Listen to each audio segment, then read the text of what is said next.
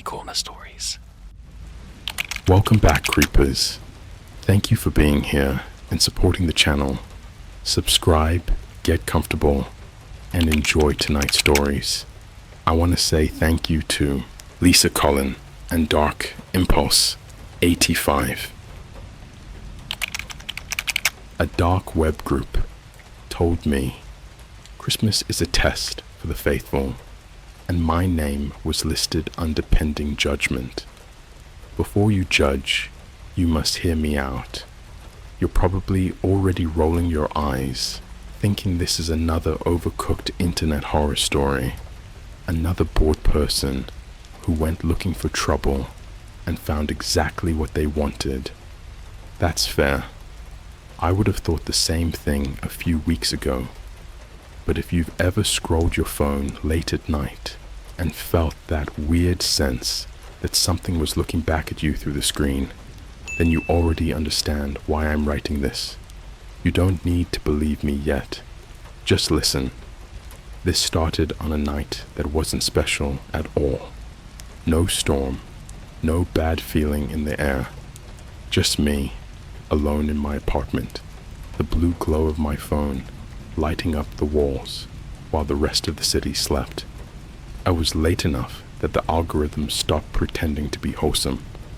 TikTok had shifted from cooking clips and gym edits to that strange midnight mix. Conspiracy threads, unsettling true stories, live streams with too few viewers. That's when I saw it. A video with a black thumbnail and white text that read, "Christmas is a test." The creator wasn't verified. No profile picture. Just a username made of letters and numbers that didn't look random enough to be random. The video itself was nothing special at first. Just a man talking calmly over stock footage of empty malls and city streets covered in Christmas lights. His voice was soft, almost comforting. He said things like, "People behave differently in December," like, "The season reveals who you really are." The comments were mostly jokes, people laughing, calling it cringe, saying it sounded like a rejected movie monologue. I was about to scroll when I noticed one comment pinned at the top. "If you're seeing this, you're already being evaluated." Something about that line stuck with me. Not because it was clever, but because it felt misplaced, like it belonged somewhere else, like it wasn't written for the comment section. I clicked the profile. The account no longer existed. I told myself it was nothing. People delete accounts all the time. Videos get taken down. Algorithms glitch. I locked my phone and went to make food, trying to shake off that uncomfortable feeling that settles in your chest when your brain senses a pattern before you consciously do. When I came back, my phone was face up on the counter. The screen was on. I hadn't touched it. There was a new email notification. The sender name didn't register as anything recognizable, just a string of characters, but the subject line made my stomach drop. Pending judgment. I opened it. The email was short. No images, no links, just text, written like it had been carefully measured, weighed, approved. You have been observed during the seasonal period. Your behavioral consistency has been flagged. Your status, pending judgment. Christmas is a test for the faithful. I laughed out loud. I actually did. Nervous laughter, sure, but still laughter. My first thought was phishing. Some edgy ARG. Someone trying to scare people for clicks. I checked the email headers. Didn't recognize the domain, but it wasn't obviously fake either. No obvious malware markers. No call to action. That should have been comforting. Instead, it made things worse. I deleted the email and went back to the couch, but the feeling didn't go away. It sat with me, heavy and patient. The kind of feeling you get when you forget something important but can't remember what it is. An hour later, my phone buzzed again. This time, it wasn't an email. It was a notification from an app I hadn't opened in months. Reddit. A direct message from a user with no post history. The message contained one sentence. "We don't judge actions, we judge patterns." My heart started racing. I checked the account. It had been created that same day. No comments, no karma, no activity, just the message. I typed back, "Who is this?" The message failed to send. The account vanished. That was the moment the fear stopped being abstract. I started doing what everyone does when they're scared, but don't want to admit it. I researched, not the deep web yet, just normal searches. I typed phrases from the email, the video title, the sentence about patterns. Most results were nothing. Forums, half-written creepypastas, YouTube comments speculating about Christmas cults and seasonal arcs. But buried in a Reddit thread with barely any upvotes, someone had written, "If you get the email, don't reply. Don't ask questions. And whatever you do, don't talk about it publicly until December is over." The account that posted it was suspended. I shut my laptop and sat in silence, listening to the hum of my refrigerator and the distant sound of traffic outside. My apartment suddenly felt too open, too exposed, like the walls were thinner than they used to be. I checked my socials out of instinct. Instagram, Twitter, TikTok, everything looked normal, too normal. Then I noticed something small that made my blood run cold. On my Instagram story viewer list, where it shows who watched your last story, there was a name I didn't recognize. Not a username, just a phrase. N0EL_FAITH.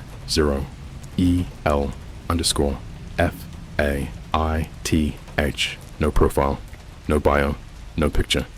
When I refreshed the app, it was gone. That night, I barely slept. Every time I closed my eyes, I felt watched. Not in a dramatic way, not like someone standing over my bed. More like the quiet awareness that somewhere, data about me was being organized, categorized, judged. The next morning, when I stepped outside to grab coffee, there was something waiting for me at my door. A small package, no shipping label, no return address, just my name, written neatly, like whoever wrote it knew me well enough not to rush. Inside was a folded sheet of paper and a cheap Christmas ornament shaped like a bell. The paper read, "Observation phase complete. The test begins soon." And under that, one final line that I still see every time I close my eyes. "You're not being punished. You're being measured." That was before the messages escalated, before the live stream, before I understood what pending judgment actually meant. And if you're still reading this, you should probably ask yourself something before you go any further. How much of your life happens online? And how much of it have you been quietly letting happen? The stream that knew my name, December 13th. It was freezing outside, the kind of cold that makes you feel like your bones are being whispered to by something ancient, something that shouldn't be awake. I hadn't left my apartment in 3 days. I'd covered all the vents with duct tape, turned off my phone, left my laptop off and unplugged, even pulled the blinds so tightly shut it looked like I was prepping for a home invasion, because I was, or at least I thought I was. I was halfway through a cup of room temp ramen when I noticed my smart TV, which I hadn't touched in days, turn on, all on its own. No Netflix startup, no menu, just on, straight to YouTube. The screen was black for maybe 3 seconds. I stood there frozen, spoon hanging from my mouth, watching this dead, quiet emptiness. Then, The red play bar appeared. It was a live stream. Title: Judgment Stream.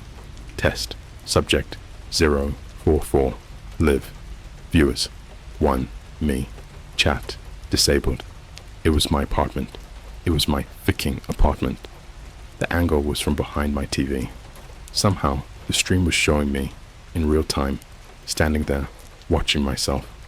I could see the back of my head, the spoon still in my mouth. I could even see the little oil stain on my left shoulder from where I spilled broth earlier. I fell backward like my legs just gave up on me. Full collapse. The bowl hit the floor and splashed all over the carpet, but I didn't even notice at first. My brain was buzzing, high-pitched ringing in my ears. Everything slowed down like I was underwater. I crawled to the wall behind the TV and yanked the power cord out. The screen went dark. For 2 whole minutes, I sat there with my back against the wall, breathing like I'd just sprinted through Times Square. Then, I swear on everything, the screen flicked back on, still unplugged. Same stream, same angle, but now, the camera wasn't live anymore. It was showing footage from earlier that day. Me, pacing. Me, sitting with my head in my hands. Me, in the shower. Me, in the fucking bathroom. A hidden camera angle, looking down from the light fixture. I threw up instantly, barely made it to the sink, and then the stream cut to something else. A new scene. Not my apartment anymore. It was dark, like pitch black, except for a dim red hue from what looked like Christmas lights. A woman sat on a folding chair, zip-tied at the wrists and ankles, duct tape over her mouth, mascara smeared, eyes wide. She was shaking, and on the wall behind her, a message was painted in dripping white. She denied the test. She spoke of the stream. The camera slowly zoomed in. I could hear something in the background, not talking, whispering, like multiple voices speaking in perfect unison, but backwards. My brain didn't want to hear it, and my skin started crawling like there were ants under it. Suddenly, a figure stepped into frame, tall, masked, dressed like some twisted version of Santa Claus, but the beard was made of knotted red wire, like barbed cable curled into tangled loops. His gloves were leather and dripping wet. He raised a hand. He held something shiny, a straight razor. The stream buffered. When it came back, she was gone. No sound, no scream, just the empty chair, tipped over. The camera focused on the floor beneath it, where the blood had been smeared into the shape of a candy cane. Then the stream cut to me again, except this time, it wasn't from inside my apartment. It was outside, from the street, looking up, and I swear, I saw a faint reflection in the window, a figure, watching me. I backed away from the screen, slowly. My hands were shaking, my mouth dry. I grabbed my hoodie, ran barefoot into the hallway, slammed the door shut behind me, and booked it 3 floors down to the lobby. I needed to get out. I didn't care where. I just knew I couldn't stay there. I ended up at a 24-hour McDonald's across the street, sitting at the back booth like a ghost. I watched the staff mop floors, teens arguing over fries. Some old guy passed out at a table. Everything was too normal. It felt wrong. I connected to their free Wi-Fi and pulled up YouTube on my phone. The stream was still live, and the viewer count had gone up to 2. But that's when I saw the chat was suddenly enabled. Just one message from the streamer. You ran. That was her final act. Your decision is next. I clicked out of it. Full panic. Tried to DM my best friend, Alex, the only person who kinda knew what had been happening, but I hadn't told him everything. I just wrote, "Emergency, come now," and dropped my location. He showed up in 10 minutes flat, still in pajamas. We sat in his car, doors locked, engine running, and I told him everything, from the email to the box to the stream, and to my surprise, he believed me. He didn't ask dumb questions. He didn't say it was a prank. He just said, "Okay, we go somewhere, far, now." We packed some bags, grabbed cash, and drove. No plan, no GPS, just away, somewhere past the last Starbucks, past the suburbs, into real middle of nowhere territory. We stopped at a cheap roadside motel called Holiday Hut, which already felt cursed, like the kind of place that has a murder every decade and no one ever hears about it. That night, we took shifts sleeping. One stays up while the other tries to rest. At 3:15 a.m., I got up to pee. The bathroom mirror was foggy, even though I hadn't used the shower. And in the fog, someone had written, "We see you still." I screamed so loud, Alex came in with a baseball bat. But of course, there was no one there, no sign of entry, and the writing had vanished. It wasn't steam, it was grease, like something slick had licked the mirror clean. We left again, just straight up abandoned the motel. We tried calling the cops, but every time we mentioned the email, or the stream, or the phrase, pending judgment, the line would go quiet, then drop. And when I tried again from Alex's phone, it rang once, and I heard my own voice on the other end, not saying words, just breathing. That was when Alex broke. Something in his brain snapped. He started crying, real ugly crying. Said he had to go, that he wasn't safe around me, that he kept dreaming of candy canes made of bone and a door with no keyhole. He left me on the side of the road, didn't even say goodbye. I haven't seen him since. And here's the worst part. That stream still live. Only now it plays old clips, footage of random people who disappear off the news, or off Reddit threads about missing hikers and accidental drownings that never made sense. And now the viewer count is over 300. No comments, no likes, no shares, but the same single message always appears at the top when you join. Faith is forged in fear. Your trial awaits. Christmas is in 11 days, and I just got another package. Inside, a DVD labeled Final Eve, December 24th, required viewing. No disc player, no return address, just that same goddamn symbol, the twisted candy cane cross, and a note written in something too dark to be ink. Test subject 044. You have been scheduled for ascension. Required viewing. I waited 3 days before touching the DVD, not because I was brave, because I was terrified that the moment I pressed play, something irreversible would begin. Like a stopwatch, I couldn't stop. Like stepping onto a moving walkway that only goes one direction. I was staying in a different city by then. One of those places that looks exciting in travel vlogs, but feels hollow when you're actually there. Bright murals, trendy coffee shops, people filming themselves, laugh crying into their phones. I blended in, hoodie, beanie, mask. I slept on a borrowed couch in an Airbnb I paid for in cash, under a fake name. No accounts logged in, burner phone, no smart devices. I told myself I was invisible. On December 20th, I found a DVD player in a Goodwill for $9. It was old, heavy, yellowed plastic, the kind of thing that hadn't connected to the internet in years. I bought it specifically because it couldn't connect to anything. No Wi-Fi, no Bluetooth, just play and stop. That night, at exactly 11:58 p.m., my burner phone buzzed. Unknown number. Message preview. Begin. I stared at the DVD case. My hands were sweating so badly I almost dropped it. The label wasn't handwritten like I thought it was at first. It was printed, professionally, clean font, scented.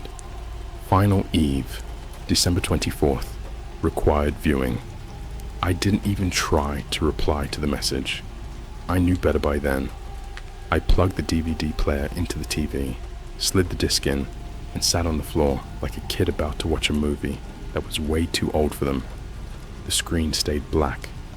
10 seconds, 20, 30. Then text appeared, white on black, no music. You've been selected because you are average. The words lingered longer than they should have, like they wanted me to read them again and again.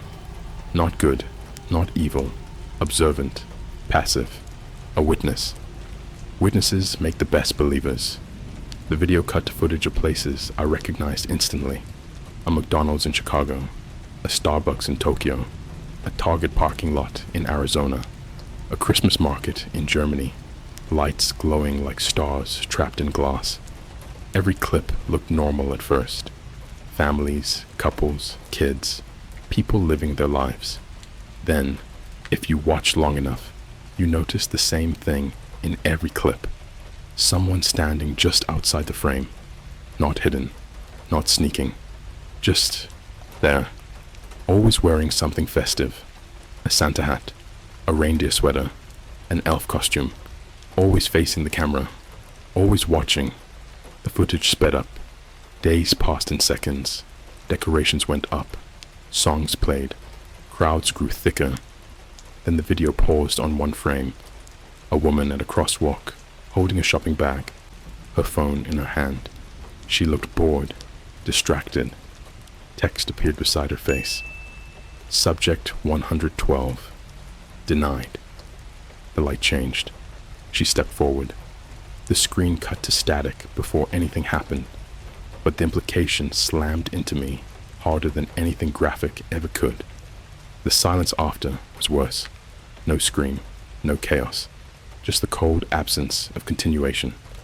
The video resumed, clip after clip.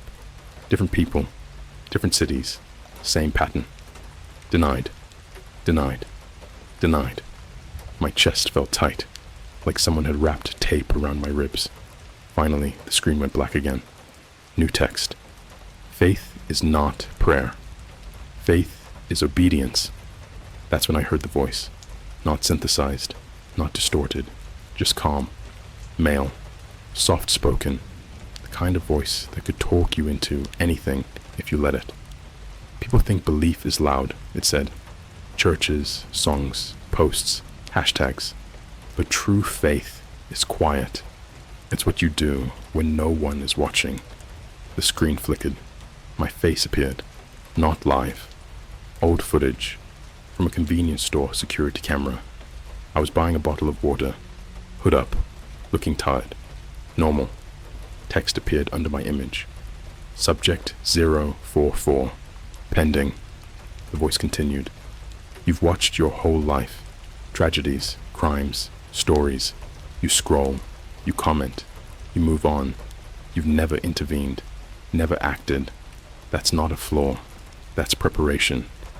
The footage changed again. A room. Concrete walls. Christmas lights strung messily along the ceiling. A folding table in the center. On it sat a small wrapped gift. The camera zoomed in. The wrapping paper had the same pattern as the ribbon from the box I'd received weeks ago. You will be given a choice, the voice said. Not between good and evil, between participation and irrelevance. My phone buzzed again. New message, same number. Check your email. I hadn't logged into my email in weeks. I swore I wouldn't. But my hands moved on their own. Muscle memory. Via autopilot. There was one message. Subject. Your assignment. Inside was a single photo attachment. It took me a second to understand what I was looking at. It was a live feed from the camera on my burner phone. pointed at me, sitting on the floor, watching the DVD. I dropped the phone like it burned me. The voice on the TV softened. "Don't worry," it said. "You're doing well." The video ended with one final message. "Christmas Eve, midnight, you will attend." The screen went black. The DVD player stopped spinning. I sat there until the sun came up, replaying everything in my head, trying to find the trick, the angle, the prank, the explanation that would let me sleep again. There wasn't one. Because later that morning, while scrolling local news on a public computer at the library, I saw a headline that made my vision blur. College student missing after late night shift at convenience store. The thumbnail image loaded slowly. It was the woman from the crosswalk, and beneath the article, in the related stories sidebar, were links to half a dozen other disappearances. Different cities, same week. Christmas Eve was circled in red on every one of them. I don't know how long they've been doing this. I don't know how many people are watching. I don't know if anyone has ever passed their test. But I know this. Tonight, I got directions, coordinates, a place in the middle of nowhere, a building that doesn't exist on Google Maps anymore, an abandoned distribution center that used to ship seasonal decorations across the country, and the message that came with it. Bring nothing. You will be provided with what you need. Tomorrow night is Christmas Eve, and for the first time since this started, I understand what pending judgment really means. It doesn't mean they're deciding what to do to me. It means they're waiting to see what I'll do to someone else. The facility that still celebrates, the directions, took me off the highway just after sunset. No streetlights, no traffic, just a 2-lane road cutting through dead land that looked scraped raw by winter. My headlights caught snowdrifts shaped like graves. The radio kept losing signal, jumping between static and fragments of Christmas songs like it was mocking me on purpose. I turned it off and drove in silence, gripping the wheel until my fingers ached. The coordinates ended at a rusted chain-link gate, bent inward like something had been forced through it years ago. Behind it sat the building, a massive distribution center, half collapsed, with faded murals of smiling snowmen still painted along the exterior walls. The words, "Happy Holidays," from North Star Logistics were barely visible, peeled and weather-stained. One of the loading bay doors hung crooked, swaying slightly even though there was no wind. My phone buzzed.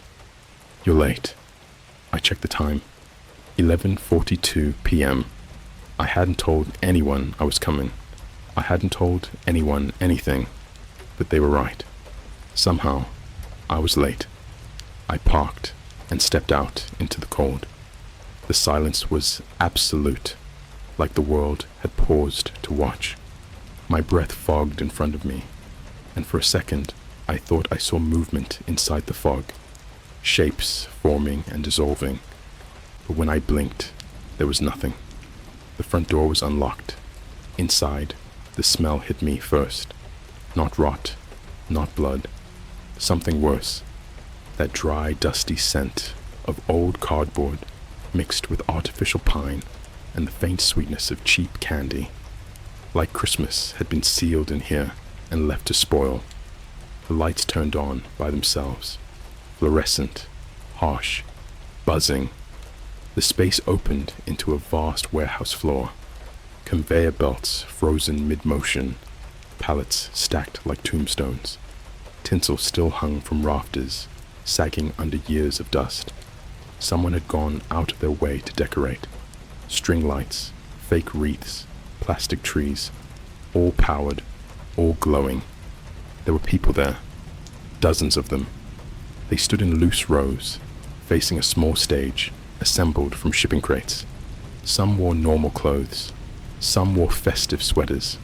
A few wore masks, reindeer, snowmen, Santa, the cheap kind you buy at party stores. No one spoke. No one moved. They all turned their heads toward me at the same time. Not rushed, not aggressive, just synchronized. My stomach twisted. A man stepped forward from the stage. No mask, middle-aged, clean-shaven, kind eyes. He looked like someone's dad, someone who volunteered at school events, someone you'd trust with your dog. "Welcome," he said warmly. We were beginning to worry. I didn't answer. He smiled like that was okay. "You can stand anywhere. You're among friends." That was when I noticed the screens. Huge monitors mounted along the walls, showing live feeds from cities all over the world. Crowded streets, malls, airports, churches, Christmas Eve in motion. Every feed had a small marker hovering over certain people's heads, little icons shaped like bells, targets. The man followed my gaze. "We don't call them that," he said gently. "We call them opportunities." Someone pressed a button. A bell rang. Loud, sharp. One of the screens zoomed in on a man walking alone down a lit street, phone in hand, earbuds in. Another bell icon flashed over his head. The crowd inhaled together. "Subject 231, the man announced. "Denial history confirmed. Social apathy score, high. Intervention likelihood, 0. He nodded to someone in the front row. A woman stepped forward. She looked terrified. Tears streaked her face. Her hands shook so badly, she had to clasp them together. "This is your test," the man told her softly. "You may refuse." She looked back at the crowd, at the screens, at the man. She shook her head. I can't." The man nodded sadly. "That's okay." Two people guided her away, not roughly, almost kindly. The bell rang again. Another subject, another volunteer. This time, the volunteer didn't hesitate. I couldn't see what happened on the screen. It cut away just before, but the sound that followed wasn't a scream. It was the sound of a crowd exhaling in relief. Approval. My phone buzzed again. "Your turn soon." The man on stage looked directly at me now. His smile widened. "You've been watching for a long time," he said. "We're proud of you." They led me to a table near the stage. On it sat a small wrapped gift. The same paper, the same pattern. "Open it," he said. Inside was a phone, not like mine. Older, heavier, no apps except one. A live video feed. It showed a teenage boy sitting on a bus stop bench, scrolling on his phone. Snow falling around him. Alone. The bell icon hovered over his head. My throat closed. "Simple task," the man said. "You will send him a message. You'll tell him to stand up, to walk, to cross the street." I looked up at him. "And if I don't?" His smile never faltered.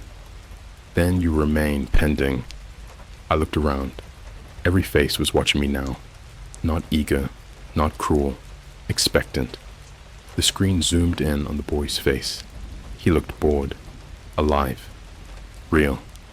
I realized then what made this worse than anything I'd imagined.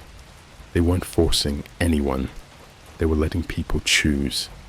My hands were shaking so hard, I could barely type. A notification popped up on the phone. Reminder, faith is action. I typed the message.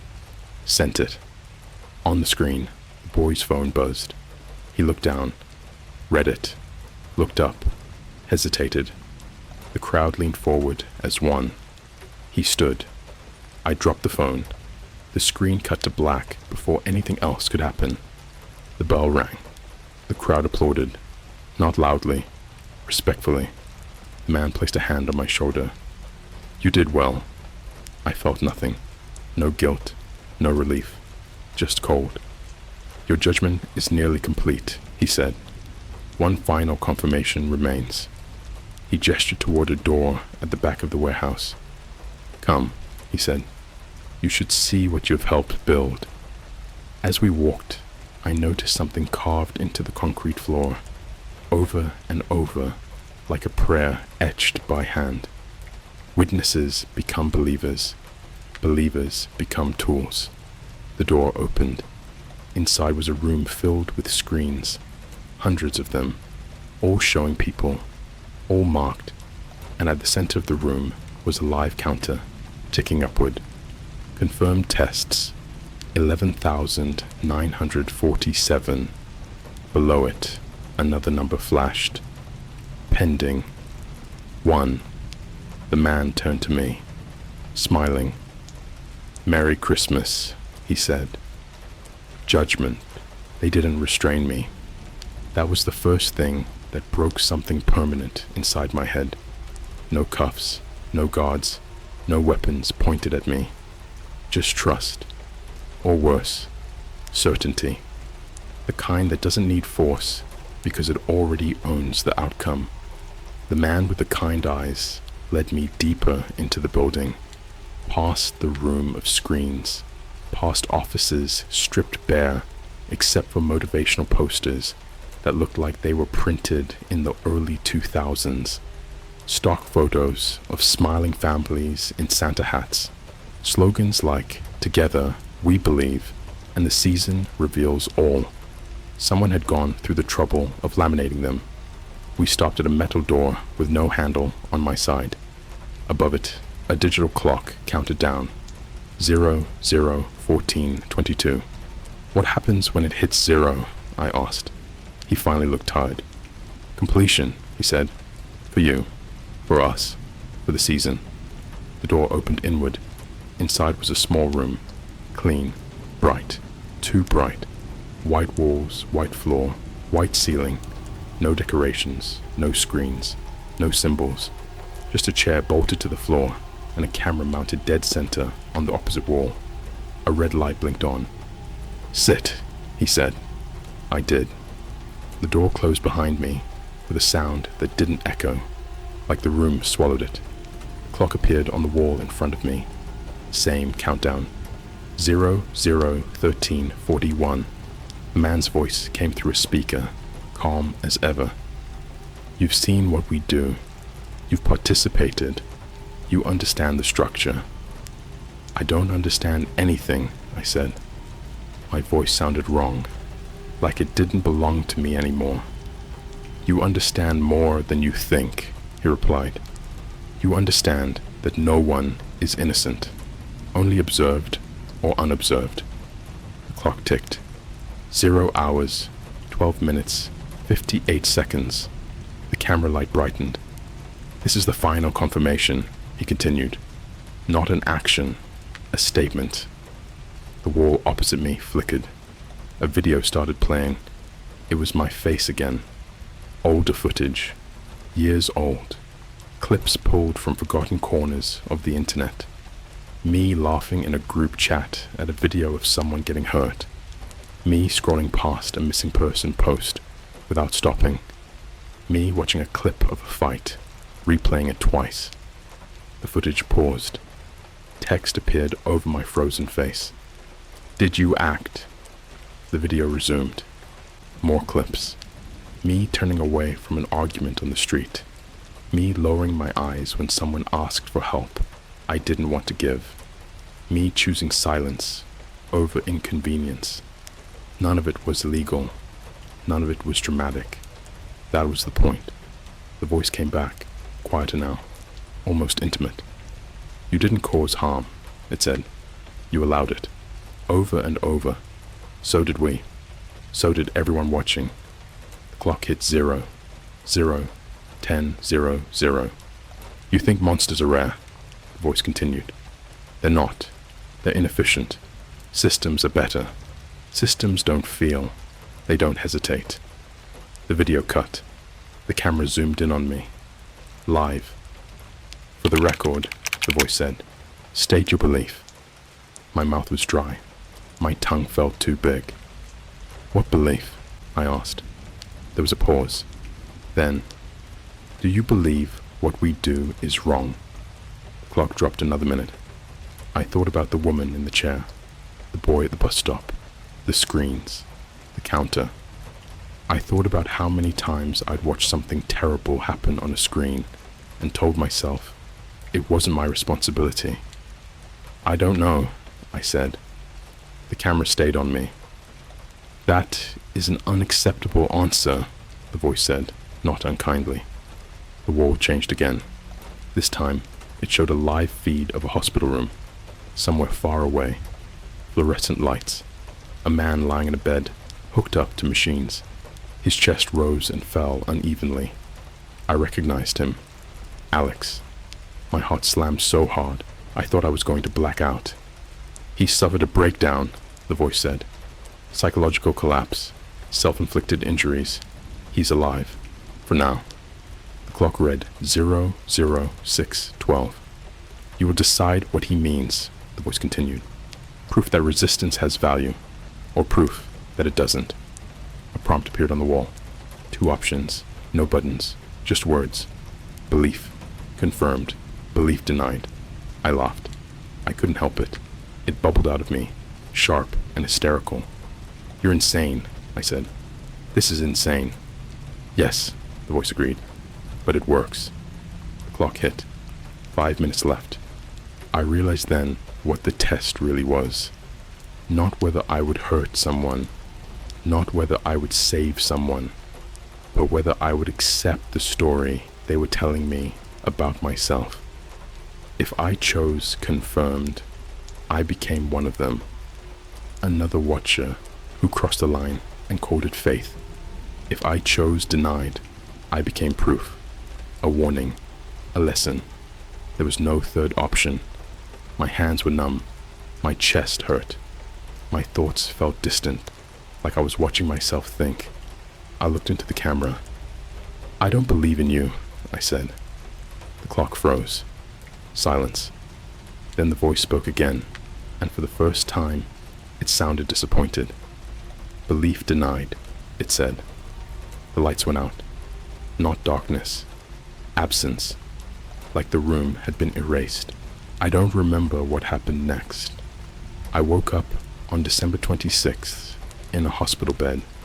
No memory of how I got there. No injuries they could explain. No visitors. No phone. Just a doctor who looked relieved I was awake, and a nurse who wouldn't meet my eyes.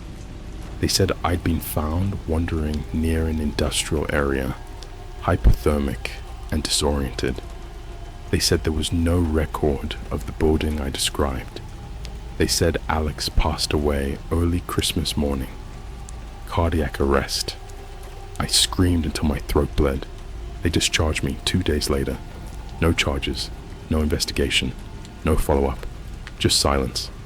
I tried to find evidence afterward. Anything. The website, the streams, the videos. Gone, scrubbed, like they never existed. But sometimes, when I scroll late at night, I notice things. A comment that doesn't make sense until you read it twice.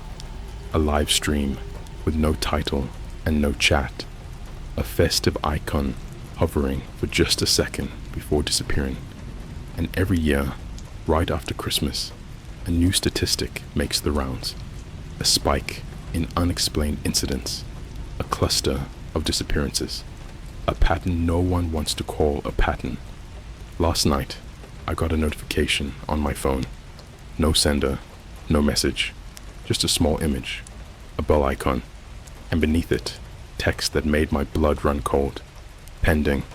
2. Because here's the thing they never tell you about judgment. It doesn't end.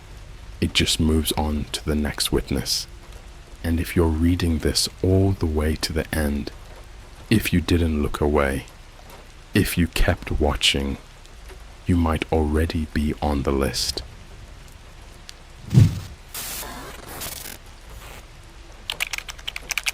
Someone on the dark web sent me Starbucks gift cards for Christmas, but each code opened a set of coordinates instead. This story is for you. Because if this story sounds too bizarre, too crazy to be true, it's because you haven't lived it. Not like I have. And trust me, you'd rather not. If you've ever plugged into some weird deep web forum at 3 a.m., half laughing at the conspiracies and creepypastas, you probably think you know what creepy feels like. You don't. You think the dark web is all red rooms and fake hitmen and shady Bitcoin deals. Nah, that's tourist bait. The real sick stuff is subtle. It doesn't scream in your face. It creeps in like the smell of burnt popcorn, slow and lingering until your lungs are filled with it, and you can't remember what clean air tasted like. And for me, it started with a Starbucks gift card. Yeah, for real.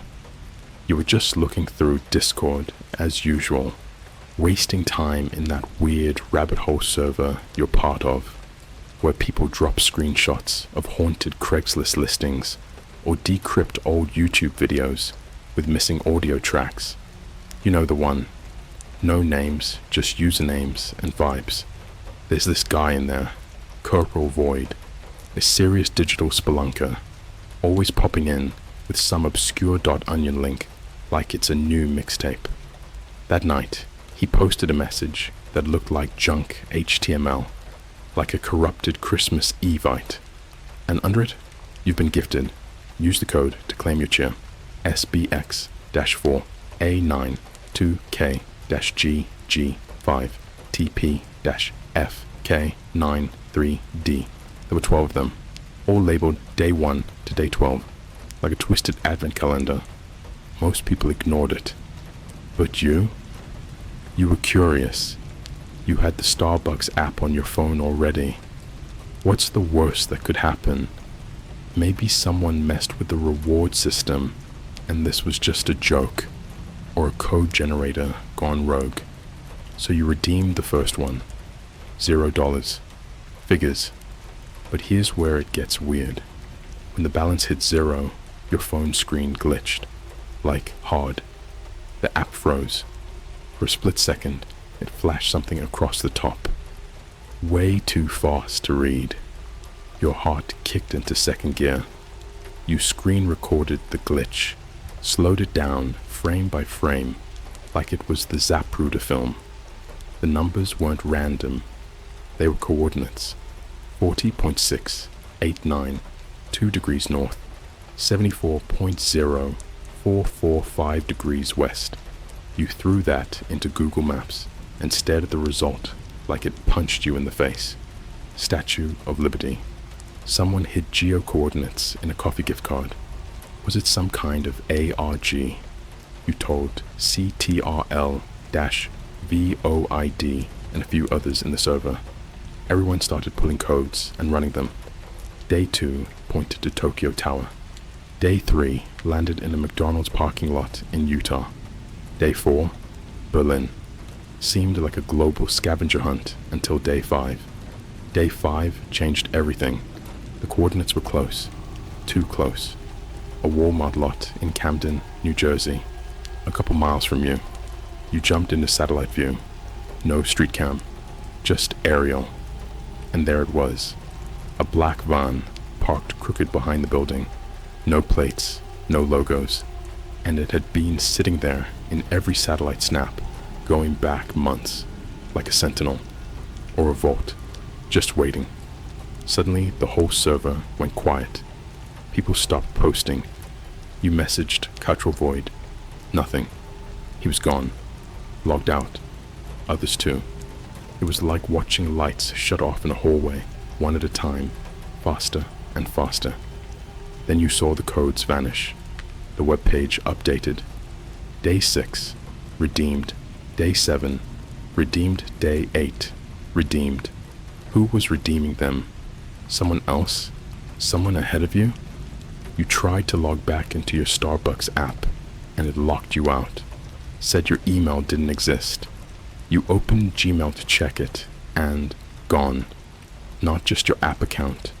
Your entire Google account. Deleted. Wiped. That's when you found the package at your door. No return address, just a manila envelope, sealed with clear packing tape, like someone didn't want to leave fingerprints. You open it. Inside, a Starbucks card, scratched clean, red, ordinary, and one Polaroid of you, asleep, your mouth half open, your hair stuck to your cheek, the camera flash reflecting off your wall. You drop it, back up, look around the room, then you see it. Your laptop in the photo is closed. When you fell asleep last night, it was open, streaming Netflix, sitting on your chest. That means someone came in, saw you sleeping, and gently closed it. They didn't take anything, didn't hurt you. They wanted you to know. Your knees go weak. The quiet in the room feels too quiet. You check your locks, all secure, but it doesn't matter. You're not safe. And this is only day one. I didn't sleep that night, not even close. I just sat there on my IKEA bed frame with no mattress box, knees pulled to my chest like a goddamn cartoon character, staring at that Polaroid in my hand. Me, laying sideways, wrapped in my sheets, mouth slightly open, the camera flash lighting up my face like I was in a crime scene photo. It was taken from inside my bedroom. I live on the 3rd floor of a walk-up in Philly. Only one window, no fire escape, and a deadbolt. I triple check every night like a nervous tick. Whoever took this picture had to be inside. They were in my room. They saw me, close enough to hear me breathe. And here's the detail that really messed with me. My laptop was closed in the photo. When I went to sleep, I was watching Netflix, open, on my chest. Someone had gently, quietly, folded it shut. It was like waking up inside a crime podcast, except I was the cold open. And the next morning, there was a thumbprint in the butter in my fridge. Just one. Deep, pressed in, like someone had opened it, stuck their finger in, then left. The kind of move only a total freak would do. The kind of thing that doesn't steal, doesn't hurt, just lets you know. I left my apartment 30 minutes later with nothing but a hoodie, keys, and the burner phone I used for DoorDash. I took the subway out of Center City, fast as I could. I didn't even tell anyone I was gone. I just kept thinking, who the hell takes a photo of you in your sleep and leaves it for you to find? This wasn't about money. This wasn't even about Starbucks. This was someone playing with me. I took the bolt bus to DC because it was cheap and random. Crashed at a sketchy Motel 6 off New York Avenue, the kind with cigarette burns in the sheets and a vending machine that only takes exact change.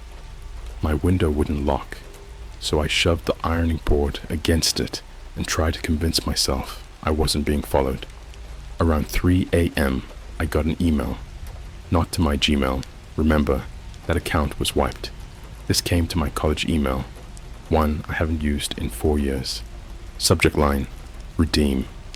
Day 6, a warm cup awaits. Body of the email, a new Starbucks code. Of course I didn't enter it. I copied it into Notepad and left it alone. But my dumbass curiosity wouldn't shut up. I reverse engineered the pattern from earlier, cracked the string to GPS again.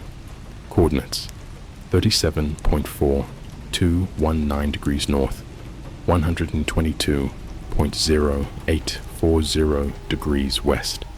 It was the Googleplex, Google headquarters in Mountain View. I literally laughed, like out loud. What the hell was the connection? First the Statue of Liberty, then Tokyo Tower, then Walmart, now Google HQ. And then I noticed something. All of these locations, every one of them, had Wi-Fi scanning vehicles stationed near them at some point in the last year. The McDonald's in Utah, known testing ground for delivery drone routes. That Starbucks in Berlin, used as a base for facial recognition pilot programs. I was starting to get this nauseating idea in my stomach that this wasn't random. Someone was tracking behavioral data, real-time responses, heat maps of fear. That same night, I got a DM on Instagram. It was from a dead account. No posts, 0 followers, just a gray silhouette profile pic. The message: "How did your coffee taste last night?" I hadn't even had any coffee. I was too terrified to sleep, much less drink anything. I didn't respond. I blocked the account. But when I backed out to my feed, every ad was suddenly Starbucks. Not sponsored posts. Every ad, even in Instagram stories. I screen recorded it and sent it to a friend. 10 minutes later, his phone went black. Literally bricked. Wouldn't turn on. He had to take it to Apple the next morning. They told him the motherboard was fried.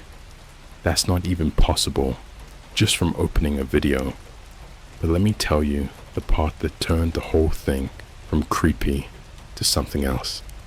Something wrong. The next day, I woke up to find my name trending on TikTok. Not me. Not my full name, but my Discord username, Killswitch47. Someone had posted a video from inside a Starbucks, like a real, actual Starbucks location. Looked like a Target one. They were holding up a cup. Written on the cup was, "Killswitch47, Merry Christmas." The comments were completely normal. Just people being like, "LOL, weird name," or "Who orders like that?" One person said, "Hey, I saw that name on Reddit once," but otherwise nothing strange, except I never ordered it. I haven't stepped inside a Starbucks in weeks. I went full tinfoil hat, shut off every device. I even left the Motel 6 and started bouncing between Airbnbs using burner accounts, but they kept finding me. Day 7's code came hand-delivered, literally slid under the door of my Airbnb in a manila envelope. Inside was just a printed screenshot of a GPS location, some backwoods road near Flagstaff, Arizona. There was a body found there 2 years ago. A hiker, no ID, face gone, eyelids, missing. And on the back of the paper, someone had written in Sharpie, "He never blinked." Day 8 was worse. Someone FaceTimed me from my own number. That should be impossible, but it happened. The screen showed, "Incoming call from you." I answered, because what the hell else was I gonna do? The screen flickered. Then it showed a grainy CCTV feed of what looked like a Starbucks drive-thru. Audio was buzzing like a TV with bad reception. In the video, you could see a car pull up. Black, windows tinted. The camera angle zoomed in. Someone inside was holding up a Starbucks cup with Day 8 written on it in red marker. Then they held it up to their face, and their eyes had been cut out. Not gouged, not injured, just clean, surgical holes where their eyes should have been, like someone used an ice cream scoop. They smiled, like it didn't even hurt. I threw the phone across the room. It cracked. I didn't care. I smashed it, stepped on it, screamed into a pillow until my throat tore raw. I just wanted it to stop. I wanted to go back to boring nights browsing Reddit, watching Luna stories, and thinking, man, I'd hate for something like that to happen to me. Day 9's location, my old high school. The timestamp, 7:42 a.m., December 18th. That's when the morning bell rings. I watched the news that night with my chest tight. There was a stabbing. A substitute teacher found in the gym bathroom. No motive, no suspects, but someone stuffed Starbucks napkins in his mouth until he choked. The last one had a single word written on it. Redeemed. I stopped trying to run after day 9. Something changes in your head when you realize the thing hunting you isn't chasing, it's herding. Every move I made only tightened the circle. New city, new device, new name. It didn't matter. Wherever I went, the internet arrived before I did, already unpacked, already watching.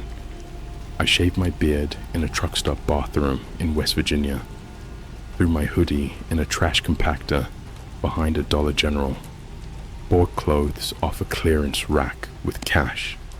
I even stopped using my name in my own head, like that would somehow help. But when I checked into a roadside motel under a fake ID, the clerk smiled too long and said, "Room 117, coffee's free in the morning." I don't drink coffee anymore. That night I dreamt I was standing in line at a Starbucks that stretched forever, looping through airports, malls, rest stops, places I recognized and places I didn't. Everyone ahead of me turned around one by one. None of them had faces, just smooth skin where expression should be. When it was finally my turn, the barista leaned over the counter and whispered my real name. I woke up choking. My phone, my new phone, still warm from the box, buzzed on the nightstand. No SIM card, no Wi-Fi. Yet there it was, a push notification from an app I hadn't installed. Starbucks, your order is ready. Below it, a timer counting down from 10 o'clock. I didn't touch it. I stared at the screen until my eyes burned. At 0000, the phone vibrated once, hard, like a pulse. Then it opened the camera, front-facing. No permission prompt, no warning. Just my own face, pale and slick with sweat, staring back at me. A square popped up around my eyes, tracking them as I moved. Little dots appeared, mapping my features. The phone spoke. Not Siri, not Alexa, something flatter. Redeem in store only. The screen switched to a live feed. It took me a second to recognize the place. Same counter, same menu board, same crooked chalk sign advertising peppermint mochas. The Starbucks, 2 blocks from my old apartment, the one I used to sit in during finals week because the Wi-Fi was faster than my dorm. There were people inside, real people, on laptops, on dates. One guy arguing quietly into AirPods. Normal, safe, boring. Then the camera zoomed in on the register. A cup slid into frame. My fake name was written on it. Underneath, in smaller letters, Day 10. I don't remember leaving the motel. I don't remember getting in the car. I just remember driving until my hands cramped, following the GPS like it was the only thing holding me together. The entire way, every digital billboard I passed flickered to Starbucks ads. Every radio station cut to the same soft jazz track on repeat. Even the gas pump screen played a looping video of latte foam swirling in slow motion. When I reached the city, police lights were everywhere. Yellow tape blocked off the Starbucks. Someone had collapsed inside. Not dead, they said. Not yet. Just unresponsive. Eyes open. No signs of struggle. No theft. Just sitting there at a table, hands wrapped around a cup they never drank from. The paramedic on scene said something that still crawls through my brain at night. He kept whispering numbers, like he was reading something only he could see. That night, Day 11 arrived without coordinates. Instead, it came as a playlist link. Spotify. Public. Title. Order ahead. 11 tracks. All instrumental. All exactly 3 minutes long. I pressed play because I knew better than to ignore it. Each song was layered with something underneath the music. Not words. Not quite. More like room noise. Chairs scraping. Cups setting down. A printer chirping. The ambient sound of a coffee shop. recorded from different angles, different distances. Track 4 had breathing, track 7 had crying, muffled, like someone trying not to be heard. Track 11 was just silence until the last 10 seconds, when a voice leaned into the mic and said very calmly, "Almost." I smashed my laptop, snapped it shut until the hinge broke. Didn't matter. The sound kept playing from the walls, from the vents, from my own head. I started to understand then. This wasn't about killing people. That was just collateral. This was about proof, about showing how thin the line was between your life and a system you never agreed to be part of. Day 12 showed up as a calendar invite. No sender, no option to decline. Location, home, time, 11:59 p.m., December 24th. I went back. I don't know why. Maybe because part of me wanted it over. Maybe because I wanted to see the face of whatever thought it owned me. The building looked the same. Same busted intercom. Same flyers taped crookedly to the door. My apartment door was unlocked. Inside, the lights were on. My furniture was rearranged. The walls were covered in photos, hundreds of them. Me at crosswalks, me asleep on buses, me in reflections I never noticed. Microwaves, car windows, sunglasses. There were timestamps on everything, years of them. Long before the gift cards, long before the Discord server. On my kitchen table sat 12 Starbucks cups, lined up neatly, each one labeled with a day. The last cup was empty. Behind it was a note. You were never the customer. You were the test location. My laptop screen flickered to life. A final message appeared. Thank you for participating. Data collection complete. Outside, I heard sirens. A lot of them. Neighbors shouting. Someone pounding on my door. But over it all, from somewhere deep in the building, I heard the soft, familiar sound of a printer chirping, printing another receipt. The store that never closes. I didn't get arrested. That's the part nobody believes when I tell this out loud. Cops showed up, yeah. Neighbors crying, someone screaming that there was blood in the hallway. There wasn't, but fear invents its own decor. They dragged me out in cuffs while my apartment buzzed and chirped and hummed like a server farm. They asked the usual questions. Why were there photos? Why were there cups? Why was my laptop running code none of them recognized? I told them the truth. They looked at me like I'd already confessed to something worse. After 12 hours in a gray room with a flickering light, they let me go. No charges, no explanation. One of the detectives wouldn't look me in the eye. The other one slid my phone across the table and whispered, "Get rid of it," like it was a loaded gun. I didn't, because when I powered it on in the parking lot, there was already a notification waiting. Store hours updated, open 24/7. The city felt different after that. Not changed, peeled, like I was seeing the infrastructure instead of the scenery. Cameras I'd never noticed before, little black domes above ATMs, delivery vans idling too long, coffee shops glowing at night like shrines, their windows reflecting things that weren't there when you turned around. I tried to disappear into the analog world. Libraries, laundromats, churches with cracked stained glass and no Wi-Fi. But even there, the smell followed me.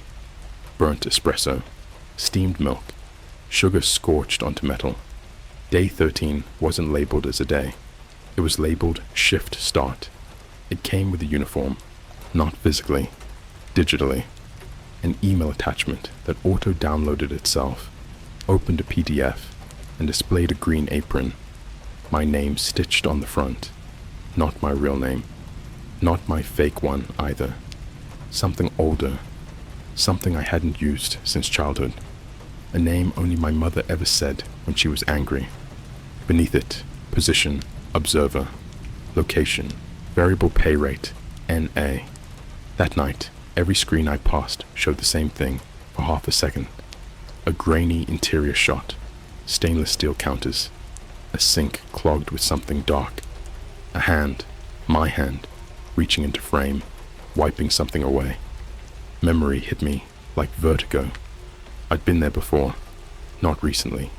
Years ago, a summer job, a Starbucks inside a hospital, of all places, graveyard shift, the kind of place where people come in at 3 a.m. because they don't know what else to do with themselves. I remembered the training videos, the emphasis on routine, on consistency, on how the system always remembers, even when you don't. I started dreaming in receipts, long white strips unspooling from the sky, wrapping around buildings, strangling streets, each one printed with timestamps and names and orders that weren't drinks. Venti, extra hot, no eyes. Grande, 2 shots, screaming. I'd wake up with my teeth clenched so hard my jaw ached. Then people started recognizing me, not by my face, by my presence. I'd sit in a diner and someone at the counter would flinch. A barista would freeze mid-pour and stare like they'd seen a ghost. A kid in line would start crying for no reason. Once, a woman grabbed my arm outside a bodega and begged me to tell her which location was next. I asked her what she meant. She showed me her phone, a Starbucks app update screen, progress bar stuck at 99%. Under it, in small text, rollout in progress. Her husband went missing 3 days later. Last ping from his phone was inside a mall food court. There were 6 Starbucks within 100 feet. Day 14 was when I understood the scale. A live stream popped up on my phone. No platform name, just video. It showed a control room, not sci-fi. Corporate, beige walls, fluorescent lights, rows of monitors, each one showing a different location. Coffee shops, gas stations, airports, college campuses, places with free Wi-Fi and low expectations. People moved through the frame wearing headsets and green accented badges. They spoke in calm voices about metrics, engagement, retention, stress thresholds. One of them pointed at a screen showing a man rocking back and forth under a table. "Subject's about to break," she said, sipping from a cup. "Flag it." Another replied, "Good. Push another code." The camera zoomed in on one monitor. My city, my street. My face appeared on the screen, captured from a camera angle I couldn't place. A box popped up around my head. Subject 0. Stable. Continue exposure. I dropped the phone. When I picked it back up, there was a message waiting. "You don't get to clock out." Since then, I've seen things I can't prove. Stores that aren't on maps. Doors behind counters that lead somewhere deeper. People who go in for coffee and come out quieter, like something got scooped out of them and replaced with foam. I don't know how many days there are supposed to be anymore. The numbers stopped meaning anything. The system doesn't need countdowns now. It has momentum. If you're reading this and thinking this sounds insane, good. That means you're still on the outside. Just next time you order coffee, check the name on the cup.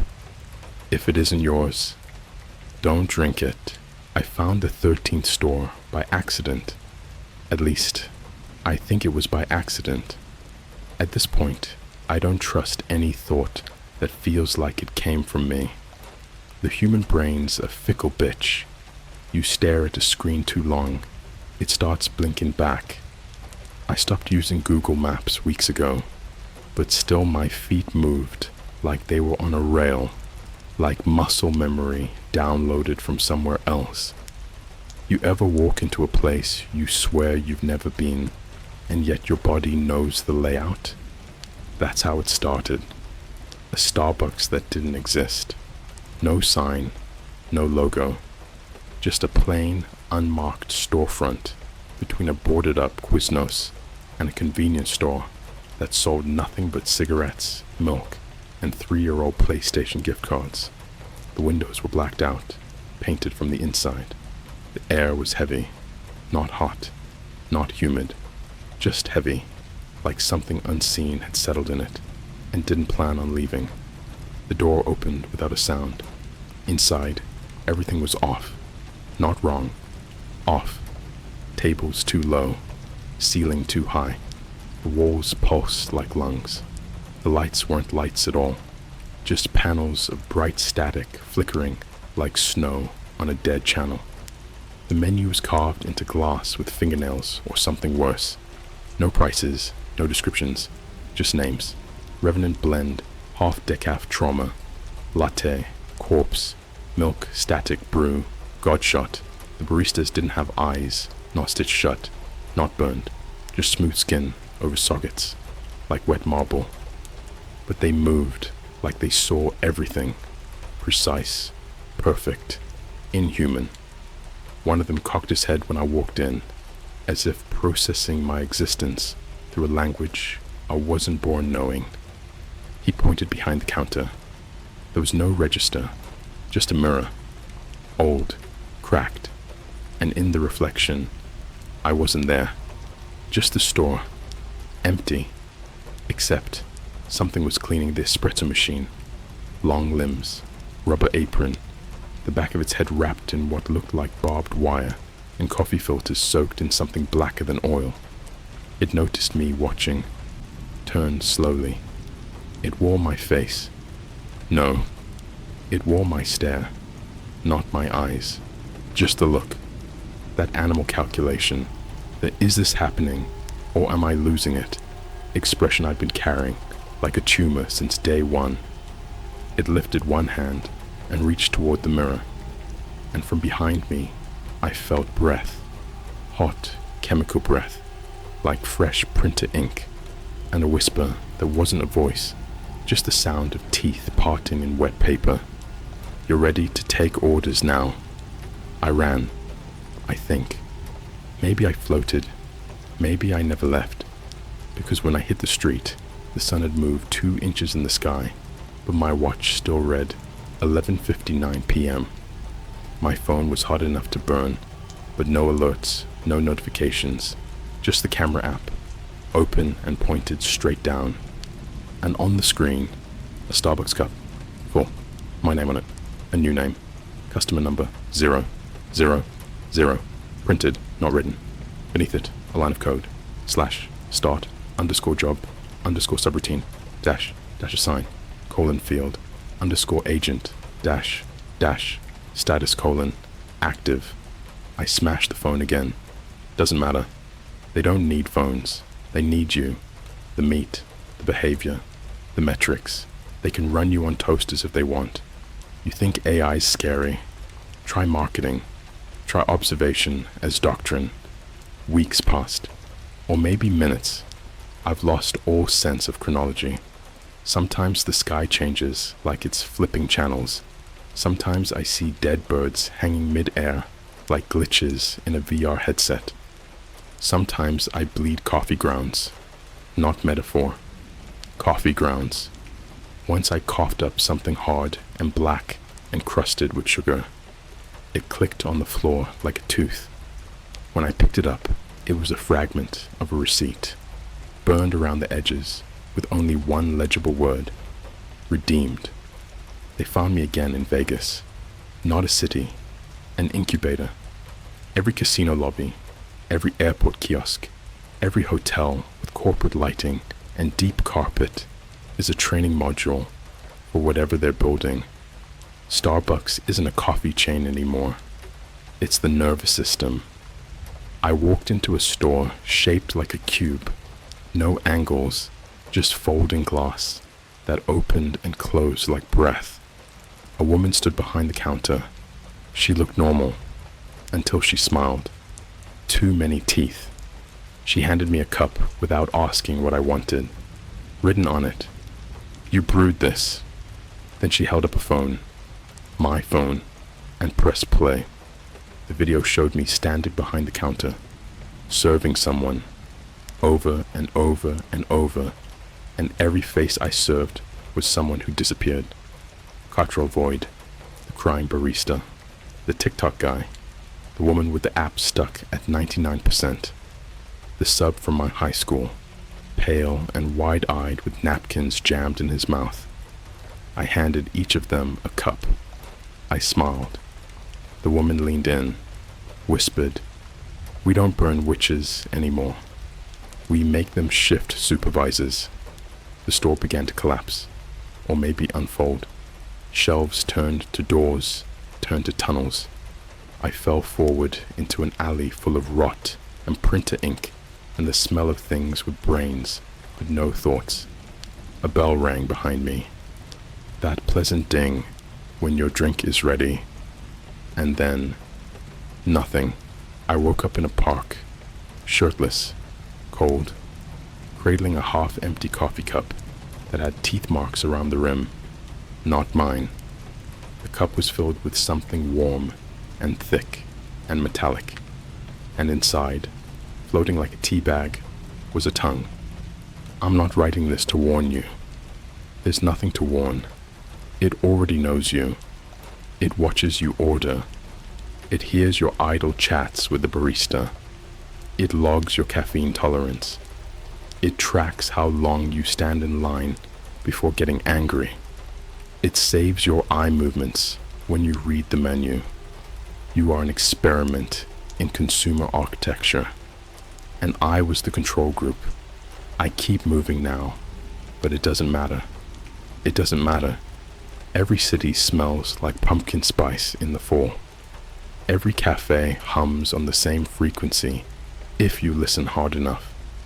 And every now and then, a stranger smiles too wide and says, "I think your drink's ready." I don't look at the name on the cup anymore, because it's always mine, and I never remember ordering.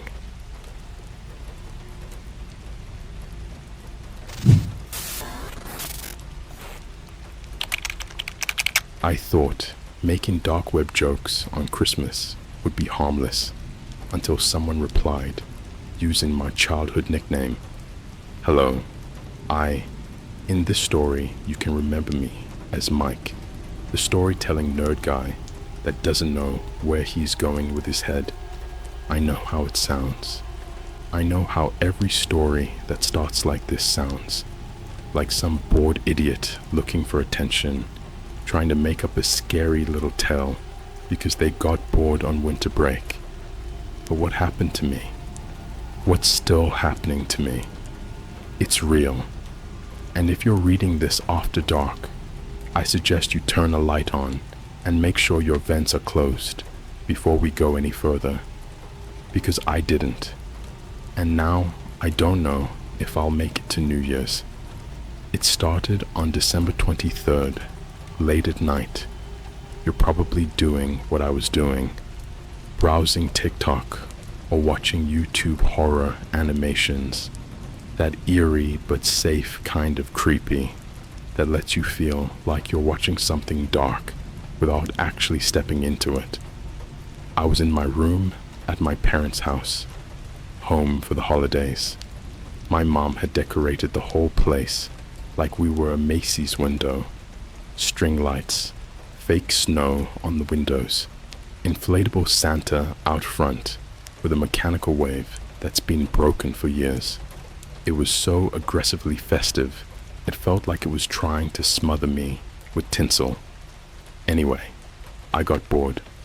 Not normal bored, internet bored. The kind of bored where TikTok, Instagram, YouTube, Netflix, everything just starts to feel the same. Like your screen's lying to you, and you want something real. So, I did what I used to do back in high school, when I wanted that extra dose of messed up. I opened Tor. If you don't know what that is, good. Don't look it up. But for those who do, you already know where this is going. Now let me be clear. I didn't go looking for anything illegal. No drugs, no guns, no hitmen. I wasn't trying to buy organs off a forum. I just browsed. I liked seeing the fringe of the internet, the way people made horror real, the fake red rooms, the creepy confession threads, the encrypted cult sites with black backgrounds and ASCII pentagrams, like an interactive creepypasta. That night, I found a thread I hadn't seen before. It was called Holiday Confessions, Tell Your Worst Tradition. It was buried deep inside a forum that hadn't been active since summer. I don't even remember how I found it, probably link hopping from an old .onion site. But the title hooked me. I clicked in. Inside, it was exactly what it sounded like. Anonymous users dumping their sickest family Christmas rituals into a digital fire pit. Some posts were obviously fake. Every year, we cook the turkey alive and let the kids name it first. My uncle eats wrapping paper, not as a joke. He needs it. We do Secret Santa, except Santa has a Glock and chooses who gets to see next year. And others didn't feel like jokes, like this one. When I was 7, I found a teeth jar under my bed. Not baby teeth, big ones, adult molars. Every year there were more. Or, he comes through the vents. He only eats warm things. He told me to stop singing. I wish I stopped reading there, but I didn't. I was stupid. I was bored. So I decided to post something dumb, something fake. I still remember what I wrote. My family wraps up fake severed heads and drops them in random mailboxes every year. Been doing it since I was a kid. We call it the sleigh ride. Haven't been caught yet. Happy holidays from Kringle Kills. That was my username. Kringle Kills. A stupid handle I made when I was 16, back when I thought horror movies were deep and edgy. No real name, no email attached, nothing trackable. Or so I thought. I hit post, closed the browser. That should have been it. But 5 minutes later, I got a notification. Not on the dark web forum, on my email, my real Gmail. I didn't think much of it until I saw the subject line. Nice story, Kringle Kills. You've always been so creative. And the message, do you still bite people when you're scared? My blood turned to ice. That was a real memory, one I hadn't thought about in years. When I was 6, I bit a kid named Tommy at recess. He tried to steal my little toy fire truck, so I clamped down on his ear like a wild animal. I don't remember the pain, just the taste, metallic and weird.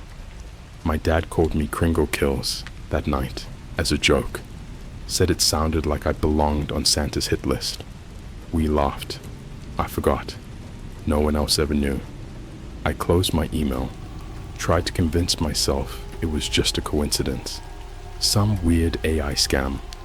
I opened Tor again. The post I made, it was gone. In its place was a reply box that read, "You used to hide in the dryer when you were scared of the heater. Do you still do that?" Attached to the post was a photo of my house, taken from outside in the dark. Our lawn, our cheap LED reindeer, and there, in my bedroom window, was me, blurry and backlit, holding a phone.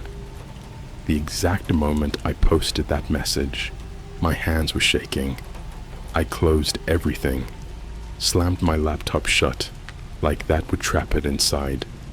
I ran downstairs, yelling for my mom. She was asleep on the couch.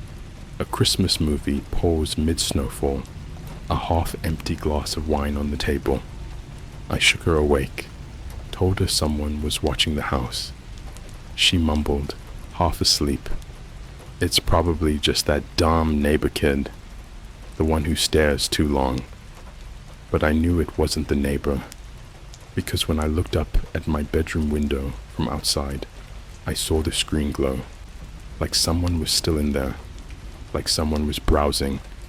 I ran back inside, up the stairs, swung my bedroom door open, empty, laptop closed, same as I left it, except now, sitting on top of my pillow, was something that hadn't been there before.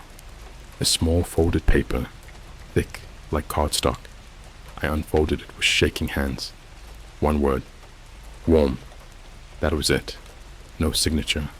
No threats. Just warm. I didn't sleep that night. I just sat with my back against the wall, the paper in one hand, and my dad's old baseball bat in the other, staring up at the vent in my ceiling, listening for breathing that shouldn't be there. Fa la la. What the FK was that? I didn't sleep that night. I just sat there, phone in one hand, flashlight in the other, staring up at the vent. Every creak, every gust of wind outside, every pop from the radiators made me flinch, like I was in a war zone. It was just this wide metal rectangle above my bed, maybe 6 inches open, not enough to crawl through, but enough to slide something down. Or watch. I tried calling the cops. Twice. You know what they said both times? If there's no sign of forced entry and no direct threat, there's not much we can do, sir. Like I hadn't just sent them a photo of myself sleeping taken from above. One of them even suggested I get off the internet for the holidays. Like that was the fucking problem. So I did the only thing I could think of. I left. Took my laptop, phone, charger, and a hoodie, and snuck out through the garage. My mom was still sleeping on the couch. I didn't even tell her.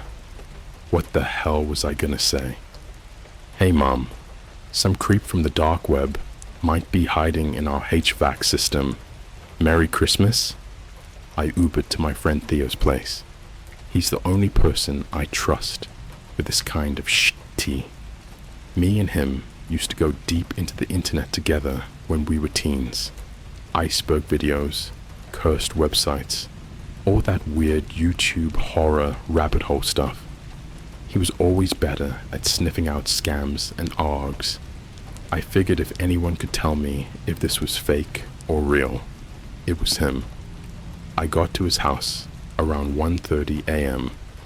He lives across town in this weird, half-finished McMansion that his dad bought during the housing crash and never finished remodeling. Whole place looks like a mix between a Best Buy and a haunted asylum. Unpainted drywall, random wires hanging from the ceiling, half a hot tub in the living room. I woke him up by pelting his window with snowballs. He came down in a SpongeBob hoodie and let me in, groggy as hell. I didn't waste time. Showed him the emails, the post, the photo. I watched the color drain from his face in real time. Bro, he whispered, leaning back from the screen. This isn't a prank. That's your room. That's your bed. This guy was above you. I nodded. And check this. I pulled up the email again. But now, there was a new one.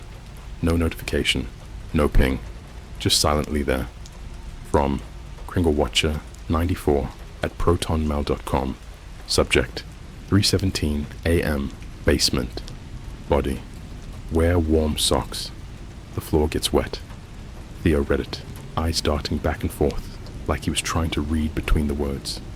Bro, my basement's not even finished. I've never even been in it, I said.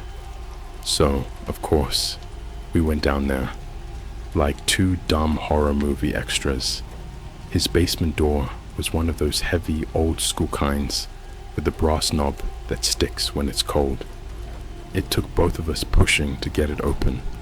The stairs were steep and unfinished, creaking under each step like they hadn't been touched since Y2K.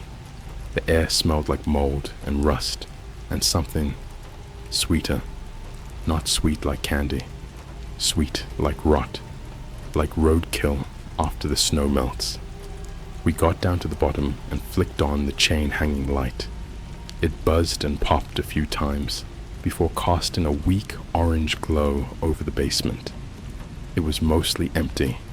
Some old exercise equipment, a mattress leaning against the wall, a few boxes labeled Xmas and Dad's tools. But the far corner, the floor was soaked. A puddle stretched from the corner to the middle of the room. Thick and dark, not water. I swear on my life, it looked like oil, like used car oil, except it shimmered red under the light. Theo stepped closer, holding his phone flashlight over it. The second the beam hit it, the liquid moved, like it twitched, and in the middle of that puddle was a single folded piece of printer paper. Nothing else. No footprints, no drips, just the paper. Theo picked it up with 2 fingers like it was toxic, opened it slowly. Inside, written in shaky, Sharpie handwriting, were 5 words. Do you hear the chewing? I grabbed it from him, heart pounding so loud I could barely see straight. There were no teeth marks, no blood, no signature, just that sentence. Then, behind us, a clang, like metal scraping. We both whipped around, flashlight scanning, searching.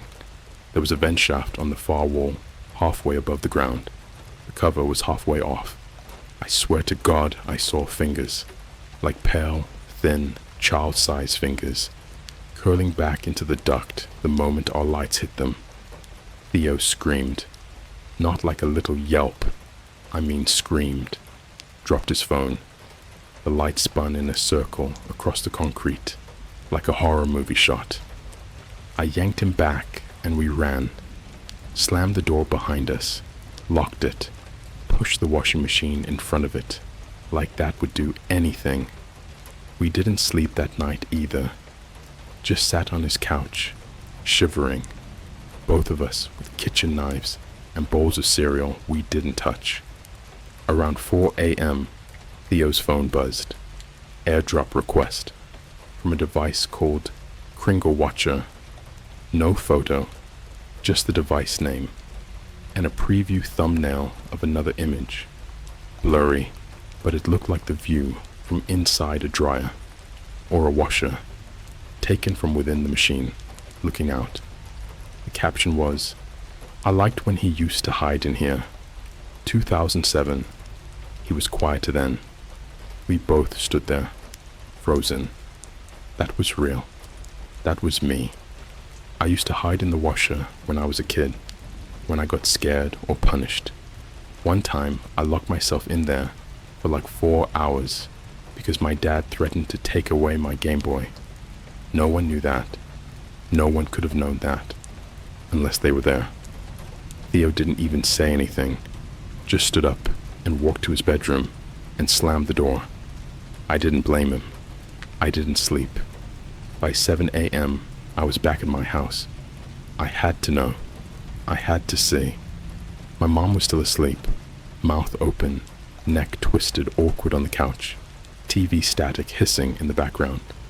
I walked right past her, up the stairs, to my room, pulled a chair from the hallway, climbed up, and opened the vent cover fully. Inside was a phone.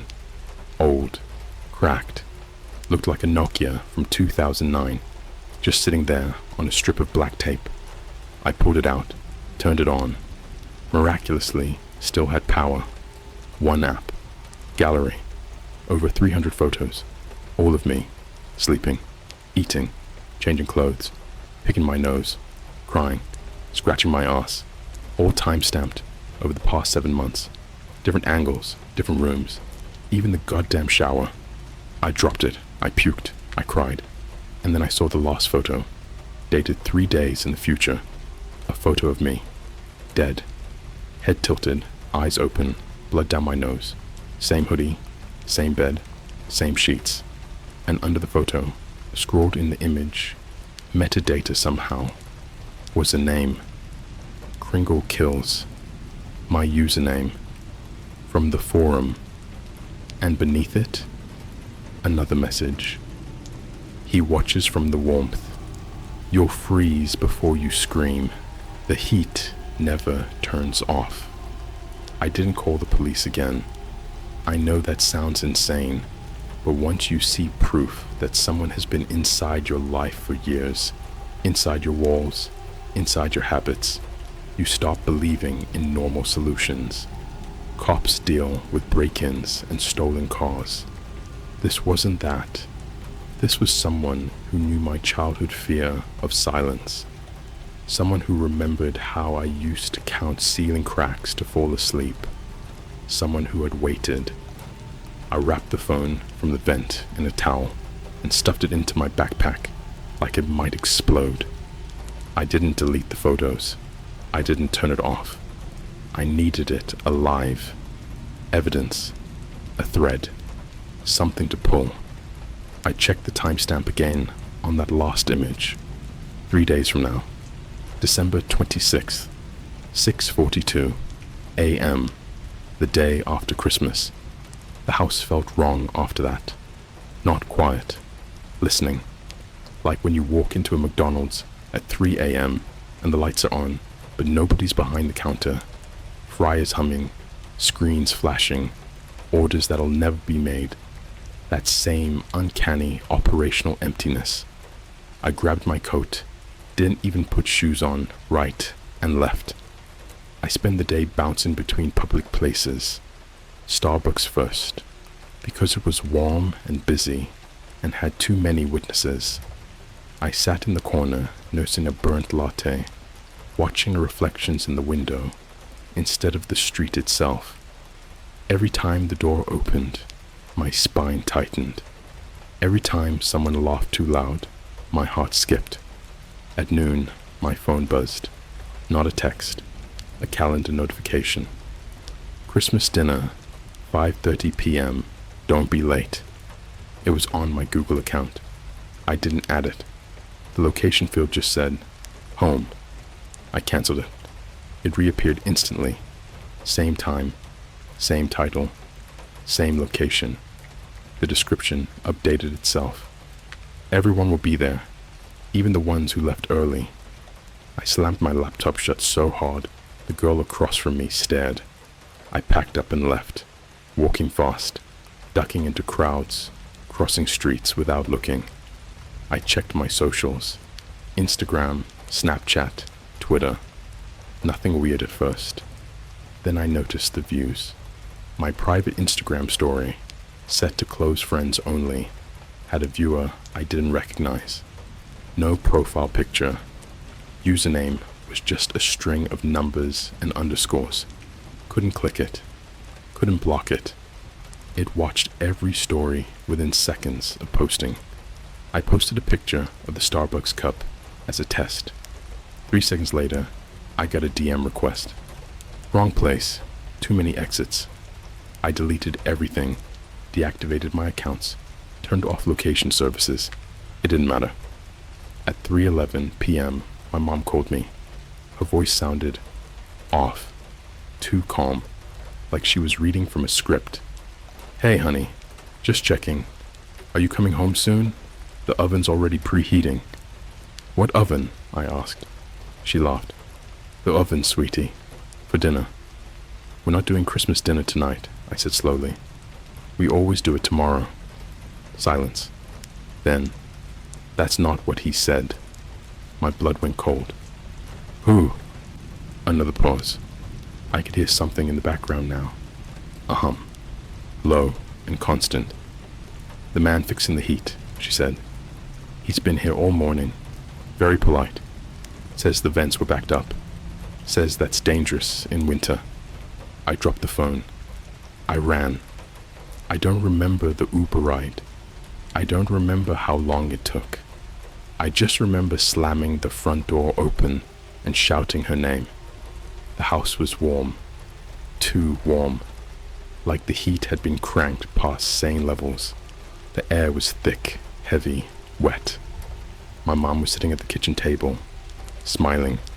There was a plate in front of her, covered in foil. See? she said. "Dinner's almost ready." I looked around. No coats by the door. No tools. No stranger. The vents along the ceiling were all open now. Every single one. "Mom," I whispered. "Who was here?" She frowned. "You don't remember him? He's been here before. When you were little. He helped your father with the noise." I felt dizzy. The room tilted. "What noise?" She lifted the foil. "I won't describe what was underneath. I can't. I will say this. It wasn't food. Not really. And it wasn't something that belonged in a kitchen." I stumbled back, retching, my head slamming into the counter. When I looked up again, the foil was back in place. The plate was gone. My mom was standing now, eyes glassy. "He doesn't like waste," she said. "He hates when you leave things behind." Her phone buzzed on the table. She didn't look at it. I did. From Kringle Watcher 94. Message. "She remembers now. Do you?" That's when the memories started leaking through. Not all at once. In flashes. A basement that wasn't ours. A furnace room. Hands guiding me through tight spaces. A voice telling me to stay quiet. That my parents would be mad if they knew I wondered. Being given warm places to hide. Being told stories through metal grates. Being told names. I ran upstairs, locked myself in my room, and barricaded the door. I shoved my bed against it, flipped the desk, covered the vents with duct tape and towels. The heat kept rising anyway. The walls ticked and popped like they were alive. My phone vibrated non-stop. Photos, messages, voice notes I couldn't bring myself to play. At 2:03 a.m., the power went out. The heat didn't. From inside the walls, I heard movement. Slow. Careful. Like someone crawling through a space they knew better than their own body. And then, right above my head, a whisper through the vent tape. "Almost time. He doesn't like when you forget." The whisper didn't come again. That was the worst part. If it had kept talking, kept scraping, kept crawling, I could have anchored my fear to something real. Noise is proof. Silence is imagination chewing its own legs off. The house sat there, swollen with heat, ticking like a giant heart. My phone screen glowed in my hand, the only light left.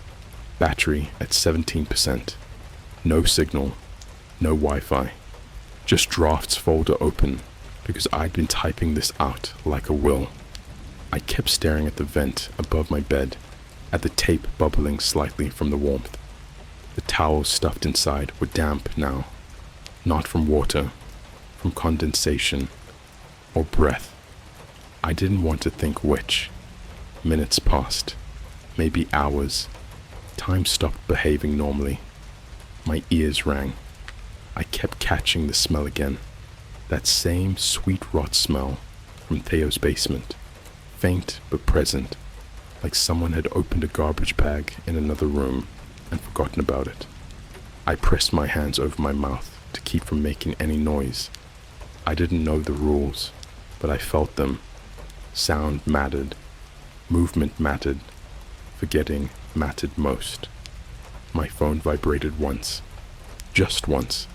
A voicemail notification. No missed call. No number. I stared at it for a full minute before pressing play. Static at first, then breathing. Slow, patient, nasal breathing, like someone asleep but not quite. Then a voice, soft, amused, close to the mic. "Do you remember the song?" I slammed the phone face down, shaking. My mind raced, pulling up useless memories like ads, school bells, YouTube intros, stupid Christmas commercials. Song? What song? The voicemail kept playing anyway. The sound bled through the speaker. "You used to hum it," the voice continued. "When you were scared. It helped you count. 3 notes. Always 3. Something snapped into place. Not gently. Violently. like a bone breaking backward. The memory wasn't visual at first. It was physical. My throat tightening, my jaw clenching, the way my chest used to hurt when I held my breath too long, the way I'd hum under my breath in tight spaces, feeling the vibration in my skull, so I knew I still existed. 3 notes. I didn't realize I was humming until the whisper stopped. The heat surged. The walls answered. From the vents, from behind the drywall, from the floor itself, came a low, echoing hum. My hum mirrored back at me, warped and layered, like 100 mouths trying to remember how I sounded as a child. I screamed then. I couldn't help it. The sound ripped out of me and bounced around the room, feeding whatever was listening. The humming stopped. A new sound replaced it. Applause. Slow. Deliberate. Hands clapping somewhere inside the house. Moving closer. Not rushed. Never rushed. My phone buzzed again. Battery 9%. Message. Good. You still know the tune. The doorknob rattled. Once. Twice. Then stopped. I held my breath so long, my vision started to tunnel. I thought about Theo, about Starbucks, about stupid things like McNuggets at 2 a.m. and watching animated horror stories on YouTube, laughing at how fake they felt. I thought about how safe everything used to feel just because it was familiar. The door didn't open. Instead, something slid under it. A piece of paper, thick, yellowed, like it had been folded and unfolded 1,000 times. I didn't want to touch it. I didn't want to read it. I knew deep down that this was a test, but my body moved anyway, on autopilot, reaching down, fingers brushing the paper. It was a drawing, crayon, childish. Me, unmistakably me, drawn small and round, standing next to a taller figure, made entirely of black scribbles. No face, just a mouth, wide, smiling. Above us, a vent. Above that, a house. Above that, snow. In the corner, written in shaky block letters, "You promised not to tell." I started sobbing then. Not loud, not dramatic. Just this broken, leaking sound I couldn't stop. Because I had promised. I remembered now. Not clearly, not fully, but enough. Enough to know there was a night I came home late. Enough to know my dad wasn't fixing the heat that winter. Enough to know the noise stopped after I stopped talking about it. The phone buzzed again. 4%. Message. You're bigger now. Harder to hide. Harder to keep warm. The clapping started again. Closer this time. Right outside my door. Then the vents burst open. Not violently. Casually. One by one. Covers dropping to the floor like shedding skin. From each opening, something dark pressed forward. Not a body, not a limb, but presence. Like shadows learning how to breathe. The smell flooded the room. The heat became unbearable. My skin felt like it was cooking from the inside. I backed into the corner, clutching the phone like a talisman. "Please," I whispered. I remember now." The clapping stopped. Silence. Then, from every vent at once, his voice, layered, overlapping, intimate. "Then you know why Christmas matters." My phone vibrated one last time. Battery 1%. A final image loaded before the screen went black. Not the future photo this time. A live one. Me. Cornered. And behind me, reflected faintly in the dark of the window, a mouth opening. You were always on the list. The reflection moved before I did. That's how I know this isn't something my brain made up. Fear makes you imagine things after you react. This was different. The mouth in the window opened wider, stretching past what skin should allow, like it was learning how to smile. by copying me. I felt the air change, pressure shift, like the room inhaled. I didn't scream. I laughed, not because it was funny, because something inside me finally snapped clean in half. All that terror had been building like steam in a kettle, and when it broke, it came out wrong. Broken, hysterical. I slid down the wall and laughed into my hands, while tears soaked my sleeves. "Don't," I heard him say, not from the vents this time, but right behind me. "Don't do that. It makes it harder." Harder for who was a question I never got to ask. The lights came back on. Every single one in the house, all at once. The sudden brightness stabbed my eyes. The heat dropped instantly, like a switch had been flipped. My skin prickled as sweat cooled too fast. I turned around slowly, because some part of me understood that fast movements were childish now. The room was empty. No shadows, no mouth, no vents open. The towels were gone. The tape was gone. The room looked normal, clean even, like it had been staged. My phone lay dead on the floor, screen black, no warmth, no life. I staggered out of my room, legs shaking, heart still trying to claw its way out of my chest. The hallway was quiet. The house smelled like pine cleaner and something baking. Cinnamon, sugar, Christmas. Downstairs, the TV was on. One of those holiday parades. Fake snow, fake smiles.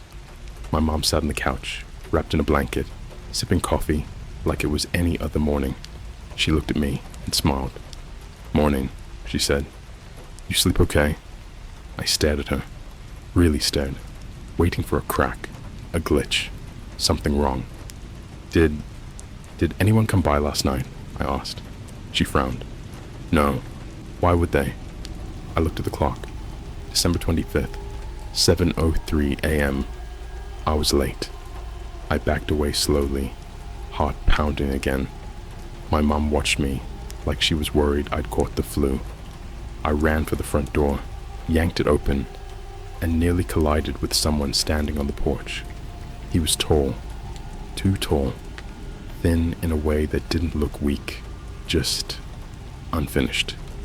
Dressed like a utility worker, plain jacket, gloves, boots dusted with snow. His face was unremarkable in the way you forget it the moment you look away. The kind of face that slides through crowds without friction. He smiled. "Cold out," he said pleasantly. "Mind if I come in?" I couldn't speak. He leaned closer, voice dropping just enough that only I could hear. "You always did better when you were quiet." My mom laughed from the couch. "Honey, don't be rude. He's here to check the heater. Says the house runs warm." I stepped back. He stepped in. The door closed behind him with a soft, final click. As he walked past me, his shoulder brushed mine. Just a touch. Casual. Familiar. And in that instant, everything came back. Not as images, but as understanding. There was never just one night. There were routines, rules, rewards for silence, the warmth, the hiding places, the stories told through metal and walls while the world slept, the way he'd always leave before morning, the way my father stopped asking questions after the noise stopped, the way I learned that some things stay safe only if you never name them. He moved through the house like he owned it, checking vents, tapping pipes, humming softly. 3 notes, always 3. My mom followed him, chatting about grocery prices and how Starbucks had messed up her order last week. I stood frozen, watching him work like this was a home improvement show instead of an execution delayed. He paused at the Christmas tree, picked up a present, a small one, wrapped in plain brown paper, no tag. "This one's yours," he said, handing it to me. My hand shook as I took it. It was warm, too warm. "I didn't put that there," my mom said, distracted, already walking away. Must be from your aunt. He watched me expectantly. I opened it.